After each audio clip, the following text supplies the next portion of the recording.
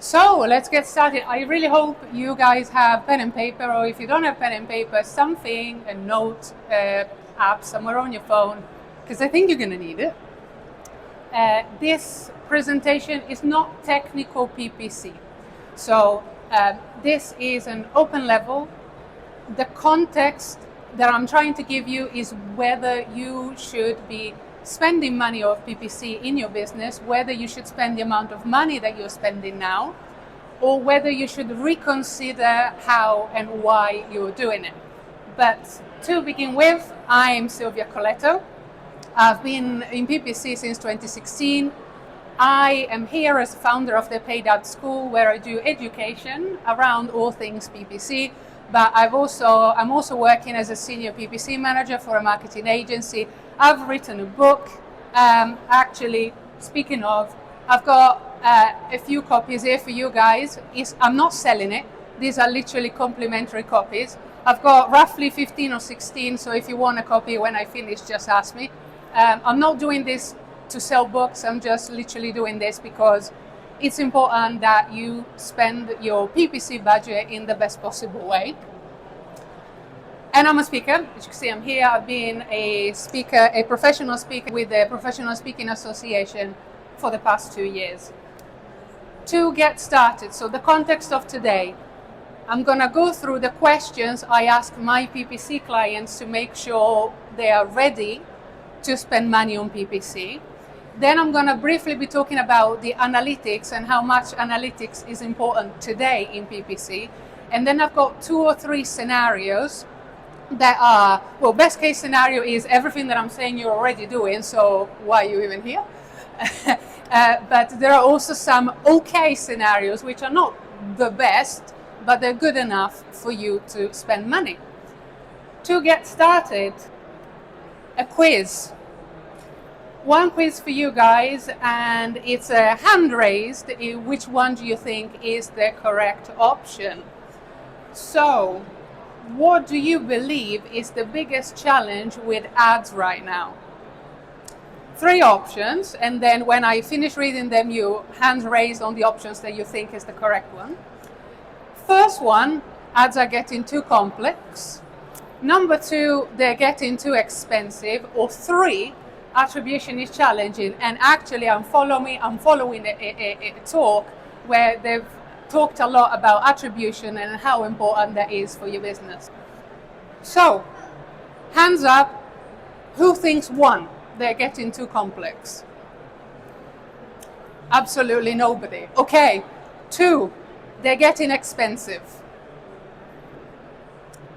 Okay, I think it's roughly 50%, so I guess attribution is challenging is the other 50%. Funnily enough, this is exactly the ratio of a similar speech that I did 2 weeks ago. And the answer is,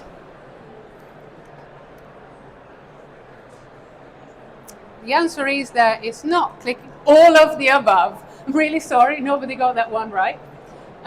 All of the above. They are getting more complex. They are getting more expensive, but also attribution is really challenging, which begs the question, are you really in a position to spend money on ads, or are you spending the money that you're supposed to spend, or are you spending too much? So let's find out. All of this, all the questions that I ask my clients that I'm going to talk about today, think about it through the lens of the title. Is your budget working as hard as it can for you? If your answer to some of my question is, well, either I'm not really sure, or I'm actually not doing that, your budget is not working as hard as possible for you, because some of that budget is going to be wasted. So these are some of, not all of the questions, because that is going to take ages, but the most important questions I ask prospective clients to figure out if they should be spending money on PPC at all, or if they're wasting their money at that specific moment in time. Now, I know that there's a lot of e-commerce talk, obviously, here today, but what I'm going to say applies both to e-commerce and to lead generation. So it is products, it is services. Obviously, some things apply to services and not products, and vice versa, but you can mostly apply it to both. First of all, are you promoting a product or service that already sells well? This is a common mistake. You do not use PPC to promote a product or a service that nobody knows about, or that is not selling well already organically for you. Because all is going to happen is that the product doesn't sell organically, you try to sell it through PPC, you spend money to sell a product that is not working, and then you waste even more money. So when you choose what you promote through PPC, already promote something that sells well outside of PPC channels. Question number 2, does the product or service have a high AOV or a recurring revenue model? Well, it's kind of straightforward. The reason being is that, as I said, one of the 3 things is ads are getting more expensive. So as ads are getting more expensive, it stands to reason that it makes more sense for you to promote products or services that have a high average order value, or that have a monthly recurring revenue, so that you have more leeway in the cost per acquisition. You're not just thinking, oh, okay, the first month this product is £1,000 and I need a cost per acquisition of 200. If that is £1,000 times a contract of 2 or 3 years, all of a sudden that customer is worth way more than £1,000 in the first month, and therefore your cost per acquisition can be a lot higher. Ties with the lifetime value of the customer. If this is not a one-off purchase, the lifetime value is more important than the first month of purchase, because it's a lot easier to keep a customer once you've already got it than acquire a new one. Third, are you running ads to a bespoke landing page? I would hope that this is the case for every single one, but I've had occasions where ads have been sent to service pages, generic pages, where you have several products or several services.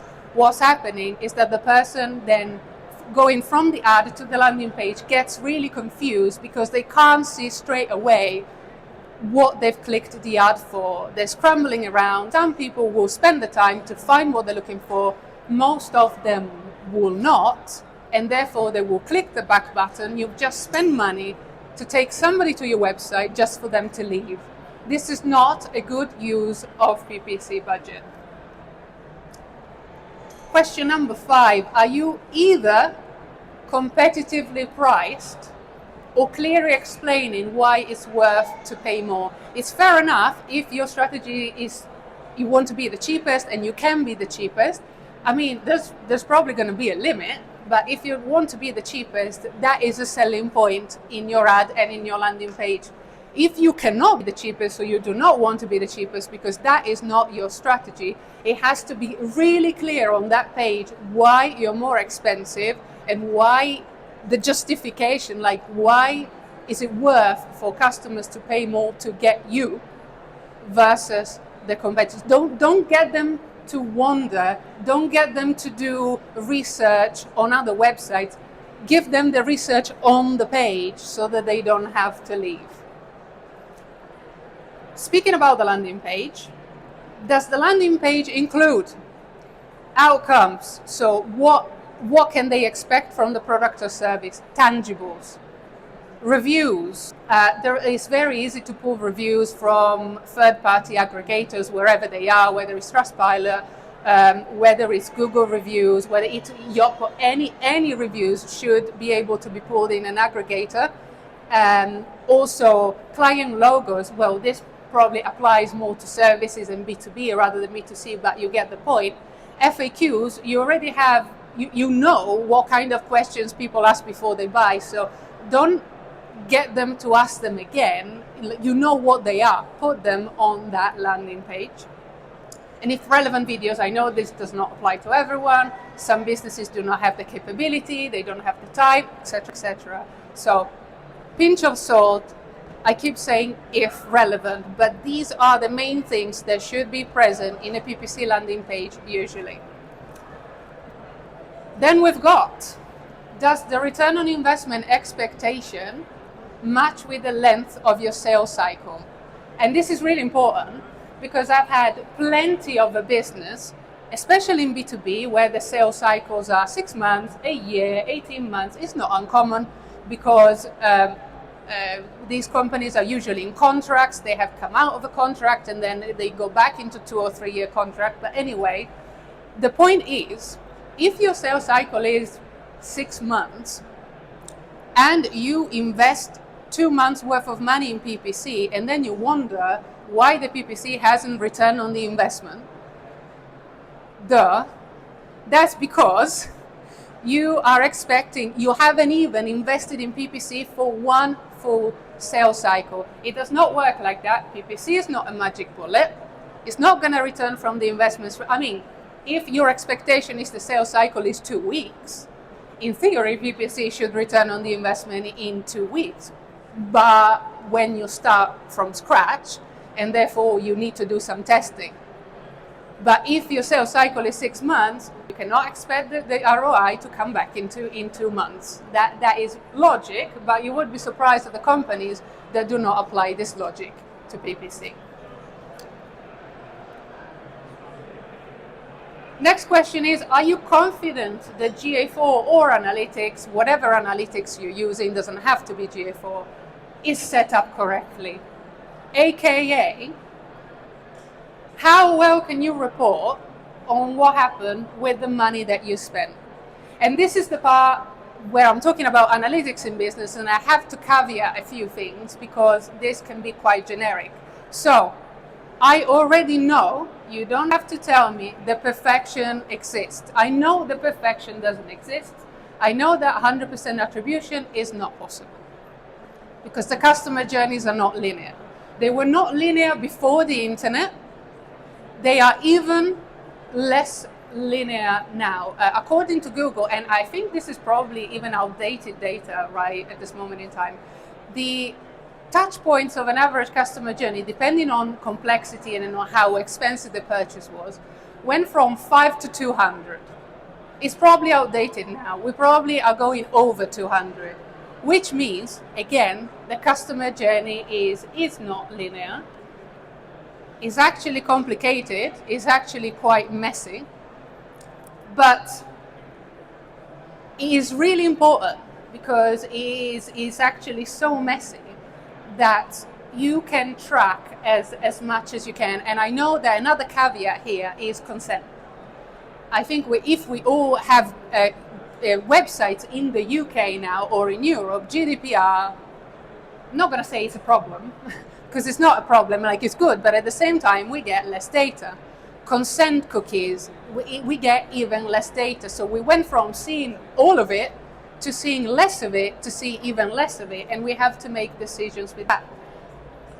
An extreme example of one of my clients is an example where the cookie consent that they're using got them to lose 54% of the conversion tracking to people who obviously did not consent to be tracked. Now, obviously, it's their decision to not consent to be tracked, and we can't do anything about it. And actually, iOS is making it even worse because even if they do allow to be tracked, iOS itself sometimes does not allow the tracking. So you're getting even less and less data to make decisions. All the more reason to track every single thing that you still can. Is the tracking partial? Yes. Will you get 100%? Absolutely not. Can you do some data modeling? Well, if you are getting a lot of traffic and a lot of conversion, yes, probably you can. But otherwise, knowing that you cannot track everything is not an excuse to not track what you can. Because otherwise the conversations with your marketing team or your board are going to be really difficult. Because they're going to ask you, what happened? with the money that you spend from PPC, and you're going to say, I don't know. I mean, or you're going to say, it depends. I mean, some people have lost their jobs because of that. I mean, I'm not saying that's going to happen to you, fingers crossed not, but the more data you have to explain what happened, the better. Now, I do have, obviously, as I said, a best case scenario. So, obviously, the best case scenario is you nailed it. Everything I said, you are already doing. So, I mean, congratulations. I find it difficult to believe because I've never found any company that doesn't have anything that needs to be improved. But if you got most of them right, that is absolutely fantastic. Congratulations. Not many businesses can do that. But there are also some okay scenarios. And spoiler alert, I've got 3 of them, and they all include an average landing page, so not perfect landing page, but average is still okay, and correct tracking. So the first one is piggybacking on what I said earlier. The product or service is already selling organically, so without having to put money behind it. You got an average landing page, and by average I mean, to be absolutely clear, you have the outcome, you have the price, you're either saying that you're the best priced or you do make the comparison to justify why you're more expensive but you're actually better. Reviews, FAQs, and logos if you can. So this is an average landing page. It doesn't have to be perfect, but it is good enough. And it's actually, to be honest, it's actually better than a lot of landing pages that I see out there. Another okay scenario is you have a high average order value plus average landing page plus correct tracking. And the third scenario is you got a competitive price or you are promoting a freemium, which then is basically a stepping stone to, once they are already in your ecosystem, for you to be able to upsell them when you already have their contacts. You maybe are sending emails, campaigns, etc. Much easier to do that than to start from scratch. And I would say what I usually leave people with at the end of the talks is one simple thing. What did I talk about today? I talked about the questions that I'm asking for my clients and the questions that you have to ask yourself to make sure that your budget is spent in the best possible way and is going as far as it can. Then I've talked about analytics, and then I've talked about the best case scenario. But all of this boils down to, do not spend money without a strategy first. You have to be absolutely 100% sure that what you're promoting, why you're promoting it, and the channel that you're promoting it is correct. And I have to say, add in the tracking, because if you try to promote that without the tracking, you're not going to be able to prove to anybody what you've done. But it all boils down to strategy first, buttons last. You do not go around pushing buttons just for the sake of pushing buttons. Again, I've seen some people do that. I'm under NDA, so I cannot tell you what companies, but you would be surprised. Strategy first, buttons last. And this is the starting point of trying to make your budget from PPC go as far as you can.